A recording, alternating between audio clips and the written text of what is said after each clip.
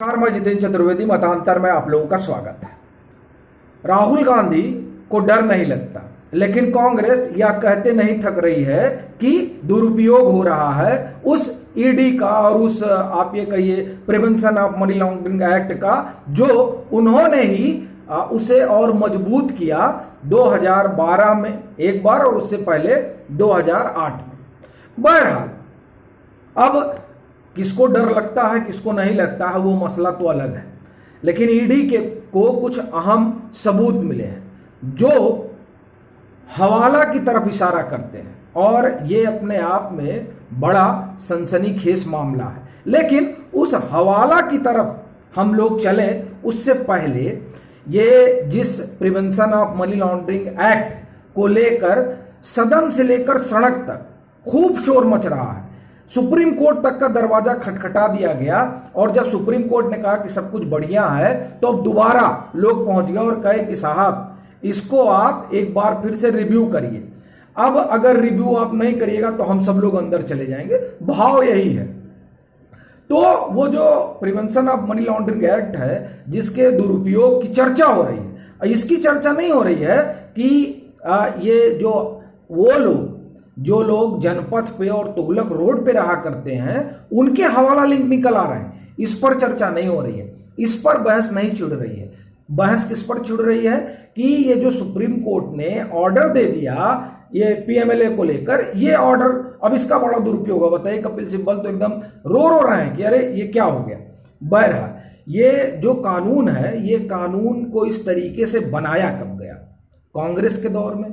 और उस दौर में अगर आप अखबारों को खंगालें, और ज्यादा पीछे नहीं, हमको लगता है ये 20 या 21 में या संभवतः 19 में इंडिया टुडे ने कवर स्टोरी की थी ईडी को लेकर। तब ये वही समय था जब पी चिदंबरम को हिरासत में लिया गया था और वो तिहाड़ में उस समय अपना समय काट रहे थे। तब ये कवर स्टोरी आई थी। उस कवर स्टोरी में ये आंकड़ा था, आंकड़ा बाकायदे तस्वीरें दिखाई जा रही थी कि इस ईडी के शिकंजे में यूपीए के समय में कौन कौन था। आपको जानकर बड़ा ताज्जुब होगा, उस समय ईडी के शिकंजे में बाबा रामदेव थे, जगन मोहन रेड्डी थे।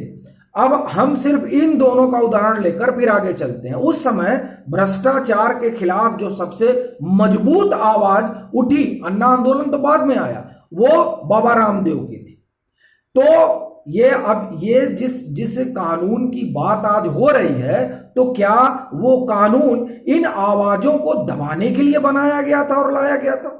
ये बड़ा सवाल है। और फिर आप देखिए, ये जो यूनाइटेड आंध्र प्रदेश, उसमें जगन मोहन रेड्डी के पिता बहुत बड़े नेता हुए आंध्र प्रदेश के मुख्यमंत्री रहे वो। और कहा जाता है कि दरअसल 2004 का जो चुनाव था कांग्रेस का, उस चुनाव की पूरी फंडिंग आंध्र प्रदेश से हुई। ये आप समझिए कि कितना बड़ा कद था जगन मोहन रेड्डी के, वाईएसआर रेड्डी का। उनके पिता का नाम वाईएसआर रेड्डी, जो वहां मुख्यमंत्री भी रहे। अब आप देखिए कि जब उनका निधन होता है तो ये तो लीगेसी की परंपरा रही है कांग्रेस में, तो जगन मोहन रेड्डी उसी का दावा करते हैं कि हमको मुख्यमंत्री बना दिया जाए। लेकिन नहीं, मुख्यमंत्री नहीं बनाया जाता है। और जब उनको नहीं बनाया जाता है तब वो पार्टी तोड़ लेते हैं, और जाहिर तौर पर जब वो पार्टी तोड़ते हैं तो कांग्रेस ये समझ जाती है कि अब उसके दिन जो है वो आंध्र प्रदेश में जाने वाले हैं। सो उन पर एक तरह से कहिए कि शिकंजा कसा जाना शुरू होता है, और ईडी के पास आना जाना उनका लग जाता है। तो ये जब इसे मजबूत किया गया तो क्या इसके पीछे इस तरह की वजहें रहीं? क्योंकि इसे जो आप ये कहिए कि ताकत मिली, वो ताकत तो यूपीए ने दी, और इसी ईडी के शिकंजे में ये राजा भी रहे, कनिमोझी भी रही, और इन लोगों के बाहर आने के कैसे बाहर आए उसकी अपनी एक अलग अलग कहानियां, हम उस पर नहीं जाएंगे। सवाल यह है कि जिस prevention of money laundering act को लेकर आज कपिल सिब्बल करेंगे उसका दुरुपयोग हो रहा है, वो उसी सरकार के हिस्सा थे जब वो बना था। तो क्या जब वो बन रहा था तो उनको नहीं पता था कि इससे क्या होगा? एक बात। दूसरी बात, और जब ये बन गया तो क्या वो नहीं जानते थे कि वो जो कर रहे हैं वो दुरुपयोग है? अगर वो दुरुपयोग नहीं था, अगर वो कानून के तहत कामकाज करने का तरीका था, तो ये दुरुपयोग कैसे हो गया? यहां भी आप देखिए कि कोई आम आदमी तो ईडी के शिकंजे में फंसा नहीं है, फंस रहे हैं खास, और जो खास हैं उनके हवाला के कनेक्शन भी निकल रहे हैं। हम लोग आते हैं लौटकर नेशनल हेराल्ड पे। आप नेशनल हेराल्ड पे देखिए, यंग इंडिया के प्रीमाइसिस पे छापा पड़ता है और नेशनल हेराल्ड समेत और तमाम जो 10-12 जगह है वहां पर छापेमारी से अहम दस्तावेज निकल कर आते हैं। इंडिया टुडे की खबर है और वो खबर बड़ी सनसनीखेज है। वो खबर कहती है कि असल में जो दस्तावेज मिले हैं वो हवाला लिंक के संकेत देते हैं। तो क्या 10 जनपद और 12 तुगलक रोड हवाला के मामले में लगे हुए हैं? ये बड़ा भारी आरोप है। क्योंकि यंग इंडिया के डायरेक्टर है मानिकाला हक इनके पास है, तो क्या ये माना जाए कि यंग इंडिया के मालिक हवाला में संलिप्त है? यही सवाल बार बार उठ रहा है। और ये कहा जा रहा था कि ईडी क्यों जांच कर रही है, तो ईडी इसीलिए जांच कर रही है संभवतः क्योंकि हवाला का मसला था। अभी भी उस 90 करोड़ का हिसाब नहीं मिला।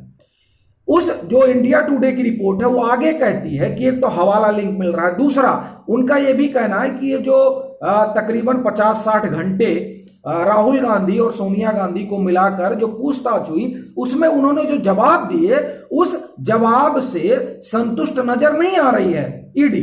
तो अब क्या होगा, उस जाहिर तौर पर उनका जो बयान है उसको दोबारा री एग्जामिन किया जाएगा, और जब री एग्जामिन किया जाएगा तो अगर जरूरत पड़ेगी तो ईडी उनको फिर से बुलाएगी और फिर से पूछताछ करेगी। और जब उसको लगेगा कि नहीं अभी भी ये ठीक ठाक नहीं बोल रहे हैं, तब दोनों लोगों को आमने सामने बैठाया जाएगा और तब सवाल जवाब किया जाएगा और कहा जाएगा साहब आपने तो ये बताया था और आपने तो वो बताया था।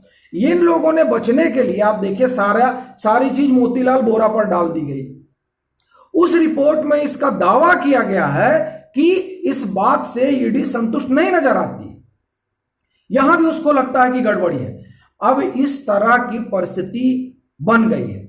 ऐसी परिस्थिति में क्या ये मानने की वजह नहीं बनती है कि जो ईडी आरोप लगा रही है उस आरोप से एक चीज तो निकल कर आ रही है कि कहीं ना कहीं हवाला कनेक्शन है। और आप देखिए सुब्रमण्यम स्वामी तो बार बार कह रहे कि नहीं ईडी जो है वो बड़ा, आप देखिए कि ठीक दिशा में चल रही है और इन लोगों को जेल हो जाएगी। अब देखिए जेल होगी नहीं होगी वो एक अलग मसला है, लेकिन जिस तरह से चाहे कांग्रेस का दफ्तर रहा हो, 10 जनपद रहा हो या 12 तुगलक रोड रहा हो, वहां जो पुलिस व्यवस्था बढ़ाई गई है उसको इस रूप में भी देखा जा रहा है कि हो सकता है कि वहां भी छापेमारी पड़े और इन लोगों को हिरासत में लिया जाए। ये कहा जा रहा है, ये चर्चा है। मैं उस चर्चा पे नहीं जा रहा हूं कि क्या होगा क्या नहीं होगा, लेकिन ये बड़ा गंभीर मसला है।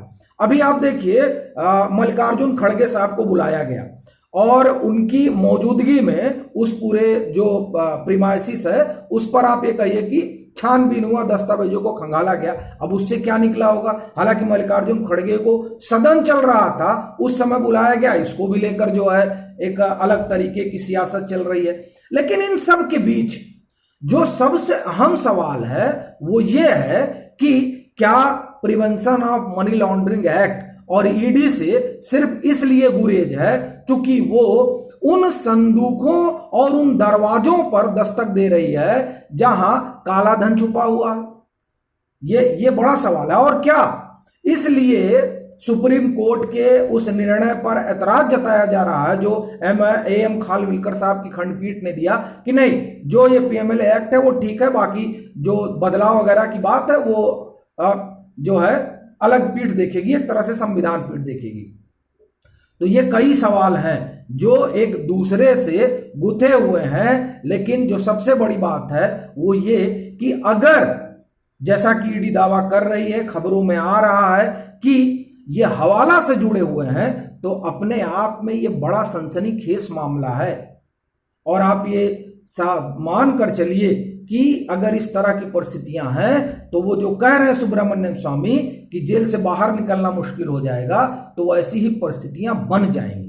क्योंकि ये तो जो आरोप हैं वो बड़े संगीन हैं, जिसमें आप देख ही रहे हैं कि 50 लाख की कंपनी और 2000 करोड़ का संपत्ति, और इसके साथ और जो इनका एक मामला, फिर तमाम नेता जो पहुंचे हुए सुप्रीम कोर्ट। तो ये सारी चीजें एक साथ आप ये कहिए कि समानांतर चल रही हैं। अब इधर संजय राउत भी बंद है, उधर पार्थ चटर्जी भी बंद है, तो अब तमाम दल यही कह रहे हैं कि नहीं इसका मिसयूज हो रहा है। हालांकि यह शोर तब ज्यादा शुरू हुआ जब ईडी ने गांधी परिवार पर शिकंजा कसना शुरू किया। तब टीले के वो तमाम लोग जो खुद को एक अलग किस्म का लंबरदार बताते हैं, वो फिर इसको लेकर एक अलग तरीके से आगे बढ़ने लगे। और देखिए क्या उन लोगों में कौतूहल है और क्या चिंता है। अभी तीस्ता सीतलवाड़ को भी लेकर वो चिंतित हैं और इसीलिए एम खानविलकर के रिटायर होने के बाद खूब लिखा पढ़ा जाने भी लगा। उनके तमाम जजमेंट पर सवाल भी उठाए जाने लगे। क्यों? क्योंकि उनके जो निर्णय रहे, उस निर्णय ने इस लेफ्ट लिबरल कबाल पर बड़ी गहरी चोट की। तो जाहिर तौर पर उसकी खींच होगी, लेकिन हम उसमें नहीं जा रहे हैं। अब तो उस कबाल के एक तरह से कहिए जो मसीहा हैं, उन्हीं के ऊपर शिकंजा कस लिया गया है, तो जाहिर तौर पर शोर ज्यादा मचेगा। अब ये देखने वाली बात होगी कि आगे क्या होता है। क्या ये जो पुलिस के बंदोबस्त है वो बंदोबस्त इसलिए है कि इनको हिरासत में लिया जाए, या फिर ये बंदोबस्त इसलिए है ताकि जो आने वाले दिनों में प्रोटेस्ट वगैरह वो ना हो पाए। हालांकि प्रोटेस्ट होना होता तो अब तक तो दिल्ली को भर जाना चाहिए था। बहरहाल अब आगे और क्या चीज निकल कर आती है, एक और दूसरा, इस मामले में इन लोगों को क्या दोबारा बुलाया जा सकता है, क्रॉस एग्जामिनेशन हो सकता है, हिरासत में लिया जा सकता है, ये तमाम सवाल हैं। लेकिन ये जो हवाला वाला एंगल आया है, इसने वाकई में इनकी समस्या बढ़ा दी है। अभी के लिए फिलहाल इतना ही। अगर आप मतांतर से नहीं जुड़े हैं तो जुड़िए, वीडियो को लाइक कीजिए, शेयर कीजिए और अपने सुझाव जरूर साझा कीजिए।